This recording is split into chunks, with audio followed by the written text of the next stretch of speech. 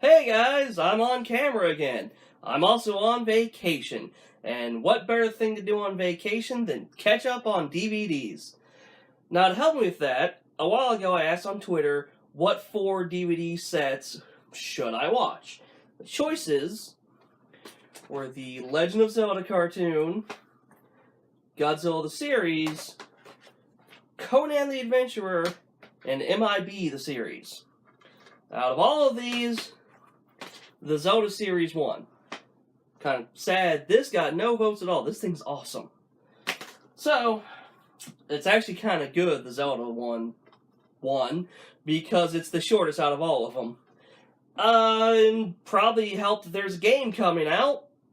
So, I asked her, the initial poll asked, how would you like to see me review them? One episode at a time, just vlogging each episode, or just an overall view of the series. Nobody voted on that one. Yeah, that made me feel real good about myself. So I decided, screw it, I'm just going to watch all of this at once and then talk about it at once. Not every single episode, just my general overview on this.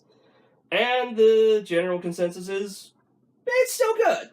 I remember liking this as a kid. I remember going home after school and being really excited for Friday, because not only was it Friday, we got to see a new episode of Legend of Zelda. And I remember liking it, but then again, I was a kid, and as I've said before, kids enjoy things because we're more open to things. Well, they're more open to things. We're not as cynical as when we're kids.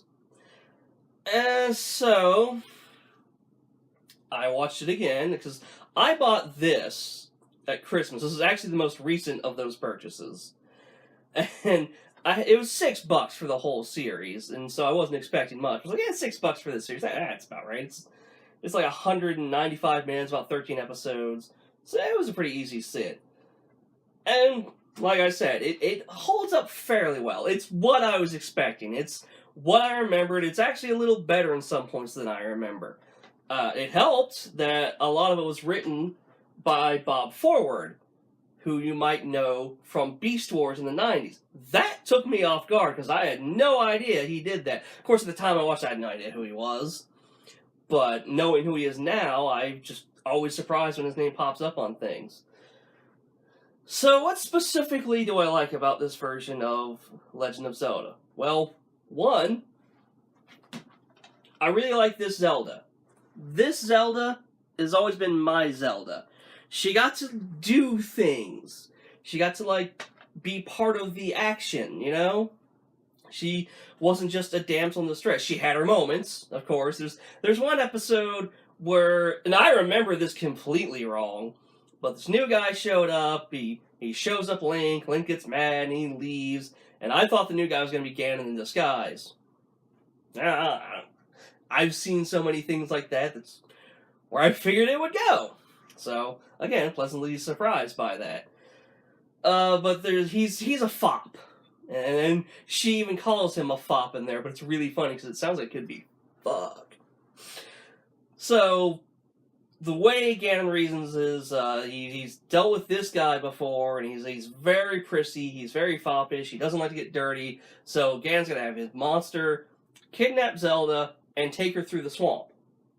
Because that guy, I forget his name, that's how forgettable he was. One episode. But, he's not going to chase Zelda through the swamp because he don't want to get dirty. Okay, fine. But, the monster's holding Zelda in the classic, monster pose, like this. And she's flailing and screaming for help. And my thing is, why don't you hit him? You've done it before. Just punch him. But no, they decided at that moment she's only damsel in distress and only Link can save her. But then there's plenty of times throughout the series where she saves Link, which I really like. I like that dynamic. And they did have a very, will they, won't they dynamic and bickering back and forth. And actually, she wanted to kiss him more than I remember. I do remember that being a thing, that he never got that kiss. I remember more of the moments where she would smack him or be mad at him and say, no, it's not going to happen. But no, there were plenty of times she was willing to, and then something would happen, which led to not again. Or wait, no, it was this always happens. Catchphrases. Wow, I lost a train of thought, so I'm gonna probably delete this out. I'm trying not to make this video too long, honestly, but yeah, it's cheesy. It's cheesy because it's the '80s. But as far as it, like, I know it has a really bad reputation. Especially since the Nostalgia Critic did a review of it a few years ago. But it's not as bad as people think. Yeah, there's the excuse me princess meme. And then that's gonna be there. And Link is kind of arrogant. He is kind of brash. And I can see why now people wouldn't like it, because we've developed Link as just a nice guy, a hero. But remember, at the time this was made, we didn't have that. Nah. Silent protagonist. Silent. Antagonist, because Ganon didn't say anything. But, everyone was silent. It was all text at the most. So they kind of invented a personality for him. That's the brash, arrogant, egotistical guy. Honestly, he kind of reminds me of Peter Venkman from the real Ghostbusters. Like, the style they did him in kind of looks like that, but just, I don't know, just the attitude he has. Like, there are times when I think, yeah, I see Peter doing this. It's probably why I still like it, and I think I remember making that connection as a kid. And it also proves that the guy who played Link could have been a much better replacement for Lorenzo Music than Dave Coulier was. On a side note, one thing amuses me is, over the years, through the games, Link and Zelda have swapped hair colors. Because in this series, Zelda's blonde and Link is brunette. I don't know when that happened, but it kind of amuses me. One thing I really like about this series is it's actually one of the most faithful game adaptation series in the fact that it does use the sound effects from the game. The sword beam effects, the defeating villain effects. There's even a moment in one episode where Link is fighting a new character that's just in one episode, and they get hit, and then that sound from the game. So they did the research on it. Excuse me. Oh, one thing I found really hilarious once I looked into the voice cast, because there's the character Sprite, who is the fairy who follows Link around and really wants to bang Link. Like, there's a moment where he's taking a bath and she brings him a towel and it's just leering at him shamelessly. For kids. But, like, I made a joke watching it because the way they had her voice, it's very high-pitched. And there are times when she gets really high-pitched and she squeaks. And I said, well, she's Squeaky Belle before Squeaky Belle was a thing. Before she was even born. Turns out my joke was closer than I thought, because another character had popped up in an episode where Link gets turned to a frog.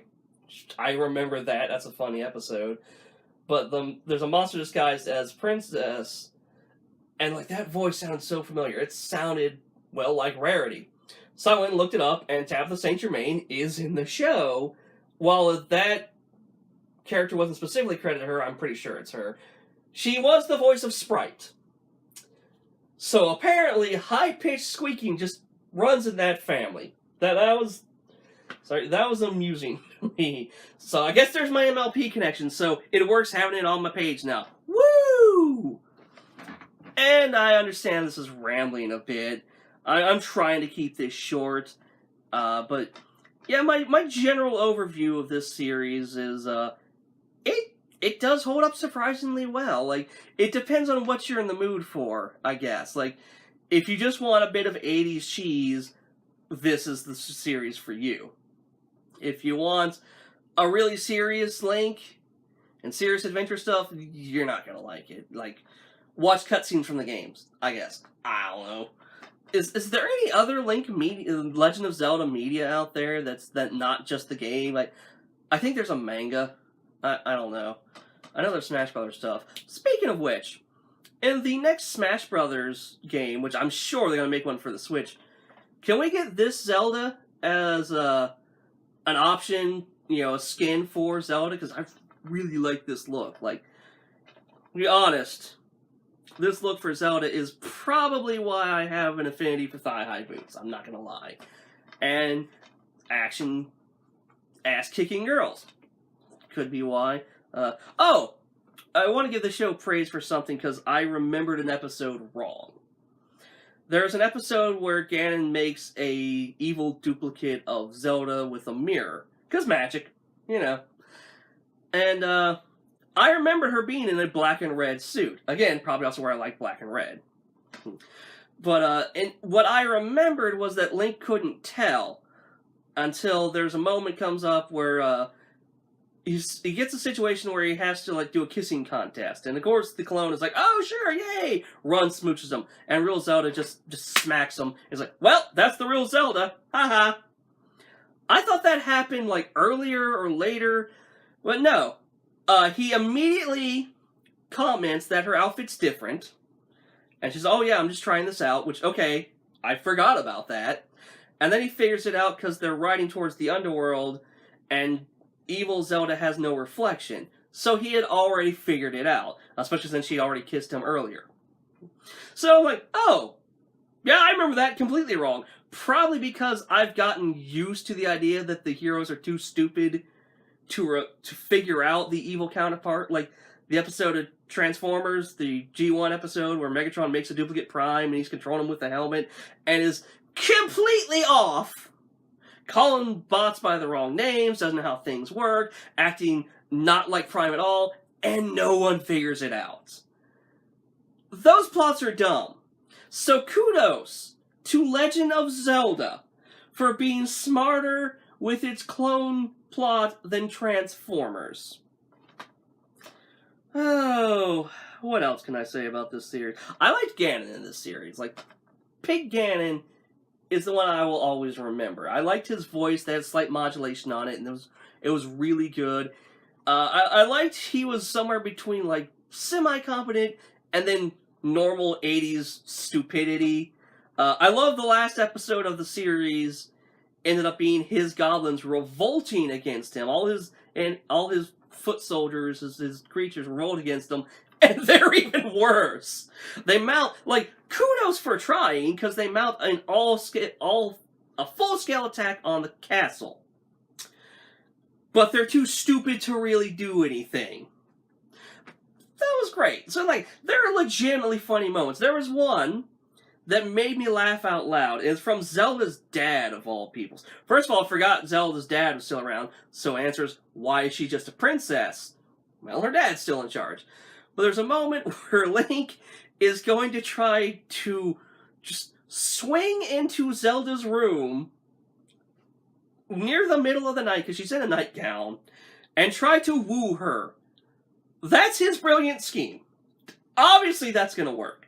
And Zelda's father catches him in the middle of this. He's like, my boy, what are you doing? He's like, I was going to swing into your daughter's bedroom and try to get a kiss. He's like, that'll never work. What? Here, take flowers. She loves them. On your way, and just smacks him, and he flies off. That's legitimately funny. It played out very well. So, in some respects, the show is better than I remember it being. In some, it's exactly the same. And then some, it's worse because there are just weird little moments where, the camera will stay on one shot, but you hear action going off on the side. I feel like it hasn't panned yet, and it's supposed to. Something just got stuck. So that was weird. There was at least one moment I remember Link said something, his mouth didn't move. And one glaring animation error was during the Twin arc, where Zelda, the real Zelda, was in her evil counterpart's costume for a second. That's a pretty glaring omission. That's a big mistake, because the whole point of the episode. But, yeah, you can tell I'm already struggling for things, so maybe I should have done this episode by episode, but I feel I would have repeated myself a lot. I probably already repeated myself a lot in this video. I'm gonna repeat myself again. Legend of Zelda cartoon still holds up. depending on what mood you're in. I recommend picking this up. Like I said, it's $6. You're obviously gonna get a bare bones DVD. Like there's no special features or anything. You can do episode by episode or play all. I haven't done episode by episode, but one thing I liked about the play all feature is the opening is only in the beginning, and then the ending is only at the end. The ending, however, is the Super Mario Bros. Super Show ending, the Do the Mario bit. I guess they just didn't have their own ending for Zelda, but that kind of hit me out of left field, and alright, we'll do the Mario. So that's gonna be it for this video. I figured I would just try something new. If you guys like it, let me know. Let me know if you'd like me to ramble on about any of these other series, or if you'd like to see me do a proper vlog style, where I go through episode by episode. I just figured I'd go ahead and test some things out for eventually the pony thing will run down, and I have a wealth of DVDs that you can't see. I don't know why I did that. But I have a wealth of DVDs I could talk about in a future series. So, let me know in the comments below if you'd like to see this continue, and hopefully next time I'll have a much better structure instead of me just rambling in front of a camera. But hey, why not give it a shot? See ya.